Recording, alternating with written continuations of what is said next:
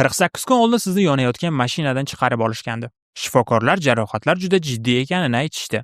Fizioterapevtingiz esa poygaga qaytishingizga kamida 3 oy kerak dedi. Lekin siz men oxirgi poygada qatnashishim kerak dedingiz va qaytdingiz ham.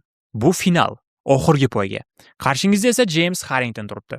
U butun mavsum davomida birorta ham poygani o'tkazib yubormagan. U sog'lom, juda tez va g'alabaga nihoyatda chanqoq. Keyingi 2 soatda nima bo'lishini hech kim oldindan bilmaydi. Albatta siz ham. Lekin bunday professional poygachi bo'lish uchun siz qanday yo'lni bosib o'tdingiz? Keling hammasini boshdan aytib beraman. Agar siz meni sponsorim, ya'ni VIP M Club Tourga obuna bo'lgan bo'lsangiz, bu videoni umuman ko'rmasligini maslahat beraman, chunki sizlar bu videoni 3 kun oldin ko'rib bo'lgansizlar. Agar obuna bo'lmagan bo'lsangiz, tezda Telegram kanalimga o'tib, obuna bo'lishni maslahat beraman, chunki YouTube ga chiqmaydigan mana shunaqa videolar aynan VIP kanalda bo'ladi. Bundan tashqari detektiv videolar ham bo'ladi. Shuning uchun tezda obuna bo'ling. Siz 8 yoshdasiz. Bugun tug'ilgan kuningiz. Otangiz sizni ilk bor kartingni haydab ko'rishingiz uchun 45 daqiqa yo'l bosib keldi. Siz bundan oldin futbol maydonlarida ham bo'lgansiz, suzish havzalarida ham, basketbol maydonlarida ham, lekin ularning hech biri sizga bunday zavqni bermagan. Xo'sh, bu qanday zavq? Siz joy yopilguncha yana 7 ta aylanasiz. Otangiz sizni uyga olib ketadi. Siz esa butun yo'l davomida bir og'iz ham gapirmaysiz. O'smirlik, Formula Tour. Bu poyga olamidagi rasmiy narvonning birinchi pog'onasi. Ammo shu bitta pog'onaga chiqishga urinayotgan taxminan 10 ming nafar sizga o'xshagan bola bor. Otangiz chekni imzolaydi, $250 ming. Qo'li qaltiramaydi, lekin jag'i qaltiraydi. Oilangiz bu pul haqida gapirmaydi. Shunga qaramay siz bu pul qanchalik katta mablag' ekanini tushunasiz. U sizga shunday deydi: "Biz bu yerda nima uchun harakat qilayotganimizni tushunishingni istayman." Siz javob berasiz: "Bilaman. Men bu imkoniyatni isrof qilmayman." Va haqiqatan ham isrof qilmaysiz. Birinchi chempionatingizda 3-o'rinda yakunlaysiz. Ikkinchi chempionatingizda esa 1-chi bo'lasiz. Siz haqingizda hali katta gazetalar yozmaydi, faqat navbatdagi yulduzni izlayotgan odamlar sizni kuzatishni boshlashadi. Hayotingizda siz birinchi marta haqiqiy iste'dod egalari bilan poyga qilyapsiz. Ularning ham otalari chekdagi raqamga qaramasdan imzo qo'ygan. Formula Tour sizga bu narvonning mavjudligini o'rgatadi. Formula 2 esa sizga aslida kimdan qo'rqish kerakligini ko'rsatadi. Bu Formula 2 padoki, haqiqiy pit ekipajlari, haqiqiy vaqt jadvallari. Tribunalarda skautlar qo'llarida qaydlar bilan kuzatib turishibdi. Siz ularning yonidan o'tasiz va ilgari bu yerda bo'lgandek ko'rinishga harakat qilasiz. Uning ismi James Harrington. Kimdir allaqachon unga juda katta mablag' tikkan va siz uchun eng achinarlisi, u juda kuchli. Har bir mashg'ulotda, har bir sektorda, eng tez aylanalarda va katakli bayroq ostida siz ikkalangiz navbatma-navbat oldinga chiqasiz. Birinchi James, ikkinchisi siz. Bu do'stona raqobat emas. Aslo. Sizni boshqarishga mas'ul odam sizga bosh irg'aydi. Siz ham xuddi shunday javob berasiz. Nima bo'lishidan qat'iy nazar, bu ikki afsona jangining boshlanishi va bu afsonalardan biri sizsiz. Butun dunyoda Formula 1da atiga 20 ta o'rin bor. Faqat 20 ta. Butun sayyorada. Hozir maktab sinfida o'tirgan bolalar sonidan ham kam. Shu 20 o'rindan 19 tasi band. Faqat bittasi bo'sh. Siz buni bilasiz. Menejeringiz ham biladi. Ammo o'sha o'rin sizga nasib qilmaydi. Chunki boshqa kimdir ko'proq pul olib kelgan. Siz butun 1 yilni kichkina simulyator xonasida o'tkazasiz. U yerdan hatto ovqat hidi ham kelib turadi. Keyin telefon jiringlaydi. Siz hech nima demasingizdan, siz biz bilan ishlaysizmi deb so'rashadi. Siz darrov ha deysiz. Poyga kuni mexanik sizni birinchi marta mashinaga mahkamlaganida rul joyida qulflanadi. Dvigatel ishga tushadi va siz shu paytgacha tezlik degani nima ekanligini umuman bilmagan ekanman degan xulosaga kelasiz. Oldinga hamma narsa shunchaki mashq bo'lgan. Birinchi burilishda tanangiz o'z vaznidan 5 baravar katta yukni his qiladi. Yuragingiz daqiqasiga qariyb 170 marta uradi. Kokpit ichidagi harorat esa 50 daraja Selsiy. Lekin siz bularning birortasini ham o'ylamaysiz. Siz faqat shinalar haqida o'ylaysiz. Oldingizdagi mashina bilan masofa haqida va oynangizda ko'rinayotgan ko'k mashina haqida. Poygani 8-o'rinda yakunlaysiz. P8 tasdiqlandi. Siz P15 dan boshlagandingiz. Bu juda yaxshi natija. Formula 1 olamida esa juda yaxshi degan gapning o'zi katta maqtov hisoblanadi. Bu yerda hech kim baland ovozda maqtamaydi. Sovutish aylanasida esa hech kim yuzingizni ko'rmaydi. Boshingizdagi shlem oynasining eng yaxshi tomoni ham shunda. Bir yilda 24 ta poyga, 24 ta vaqt mintaqasi. Siz ovqatni ham aniq reja asosida yeysiz. Mashg'ulotlarni ham. Siz uchun ta'til degani ham qizib ketmaydigan simulyatorda mashq qilish. Oddiy odamlar hayoti bilan qaraganda siz mutlaqo odatiy hayot kechirmaysiz. Lekin shu bilan birga siz yer yuzidagi eng yaxshi 20 nafar poygachidan birisiz. Shuning uchun buning evaziga ayrim narsalardan voz kechishingizga to'g'ri keladi. Matbuot esa uni haqiqiy chempion deb ataydi. Uni avlod iste'dodi deb yozishadi. Uning fikrlash tarzi, ovqatlanishi va mashg'ulotlari haqida uzun maqolalar chop etiladi. Siz haqingizda esa hech kim bunaqa maqolalar yozmaydi. Siz har kuni ertalab bir xil nonushta qilasiz. Lekin ular buni ham Jeymisning o'ziga xos xususiyati sifatida ko'rsatishadi. Jurnalist so'raydi, Harrington yana sizdan ustun kelayotgandek tuyulishi sizni xafa qiladimi? Siz javob berasiz, yo'q. Bu meni yanada kuchliroq ishlashga majbur qiladi. 5-yil. Sizni kuchliroq jamoa taklif qiladi. Yaxshiroq mashina, atrofingizda yanada tajribali va o'tkir mutaxassislar.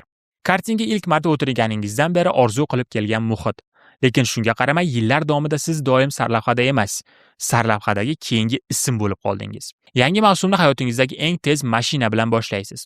Ko'kragingizda esa juda tanish bir tuyg'u bor. Bu sizning imkoniyatingiz. Balki hayotingizdagi birinchi haqiqiy imkoniyat. Va nihoyat mavsumning so'nggi poygasi yetib keldi. Hisob-kitob juda oddiy va juda shafqatsiz. Siz g'alaba qozonishingiz kerak va James odatdagidek marraga yetib bormasligiga umid qilishingiz kerak. Oxiri esa siz bunga erishasiz. Birinchi o'rin. Siz jahon chempionasiz. Muxlislarning tinchlanishini kutib, siz mashinani trassaning chetiga olib borib to'xtatasiz va bir necha soniya davomida indamay o'sha yerda o'tirasiz. 50 ming tomoshabin sizni birinchi o'rinda ko'rib turibdi.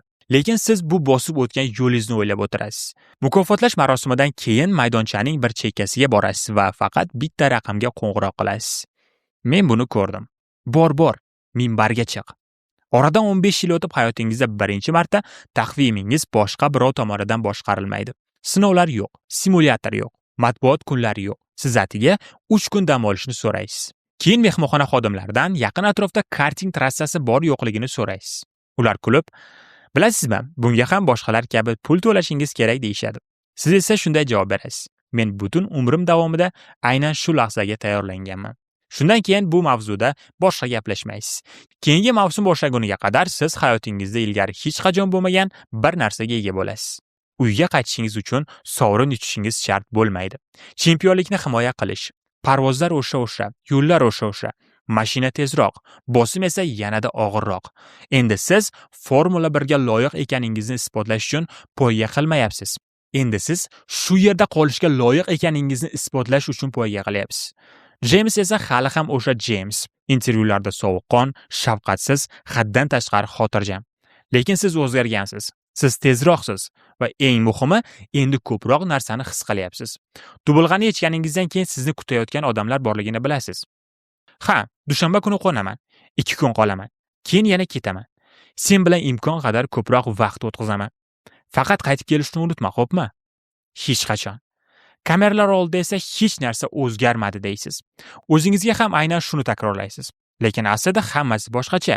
Bir paytlar siz yo'qotadigan hech narsasi yo'q odamdek haydagansiz.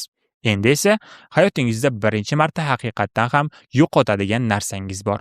Shunga qaramay siz hali ham hammadan tezroqsiz. O'z rekordlaringizni ketma-ket yangilaysiz va nihoyat 20-poyga yetib keladi. Siz har doimgidek dubulg'angizni kiyasiz. Avval tasmani mahkamlaysiz. Siz buni 116 marta qilgansiz. 38-aylana. Oldinda 3-2 soniya farq. Keyin mashina titraydi.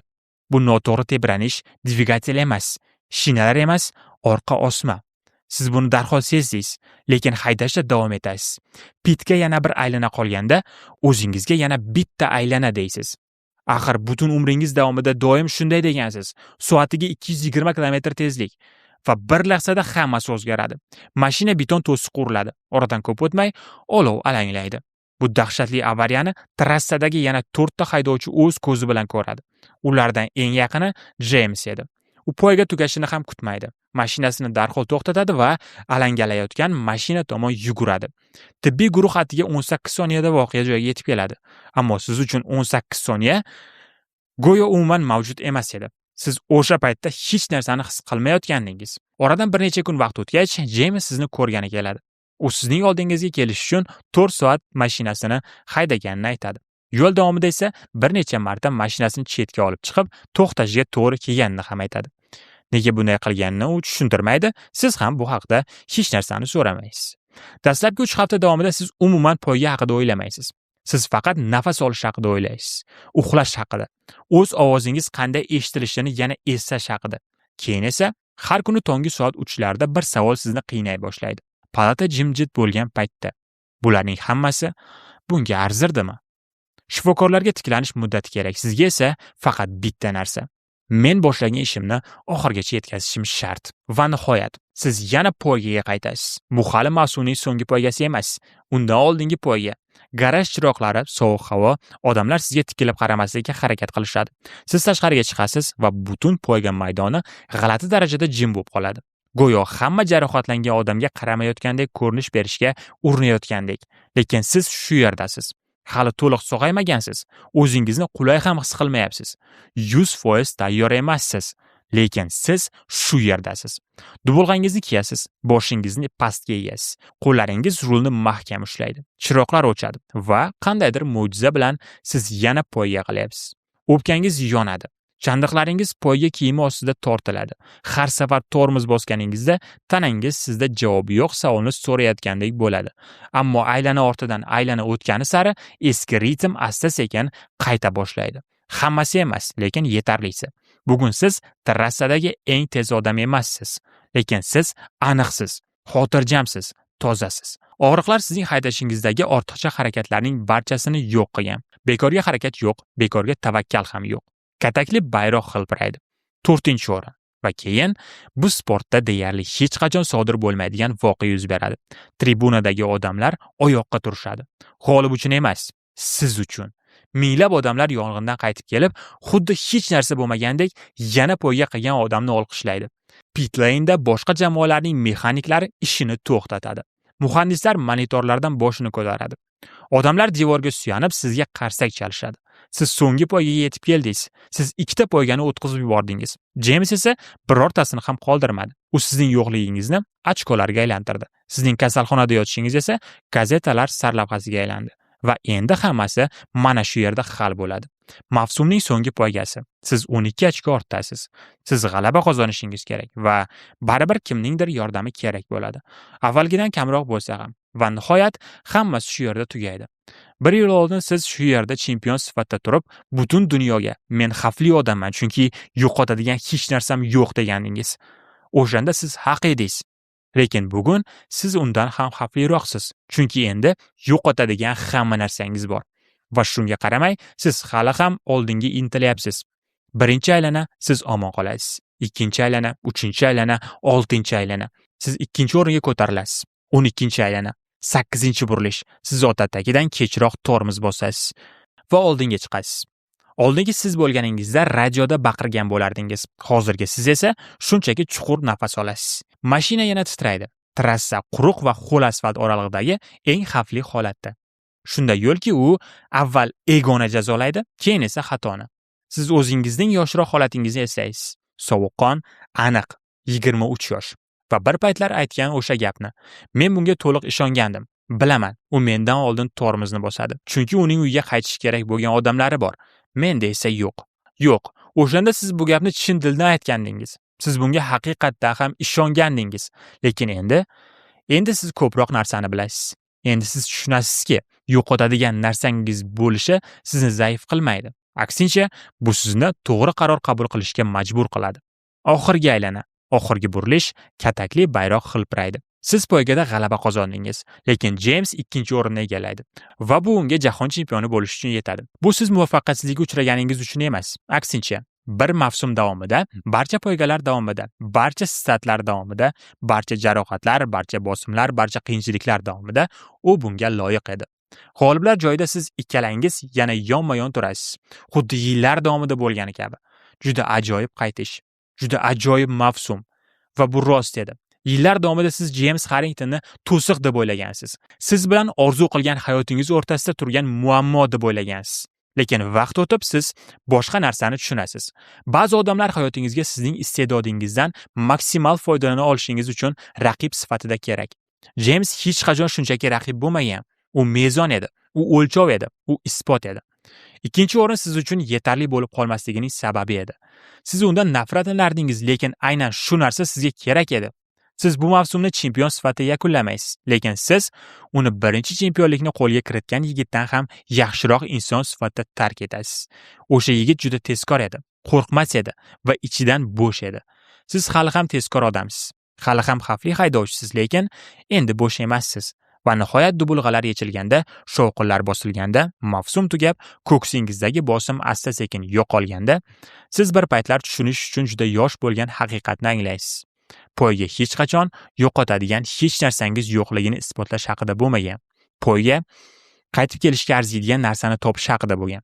Va keyingi yil siz yana qaytasiz. O'lish uchun emas, balki yashash uchun, mashina haydash uchun va siz uchun qadrli bo'lgan narsalarga yana qaytib borish uchun.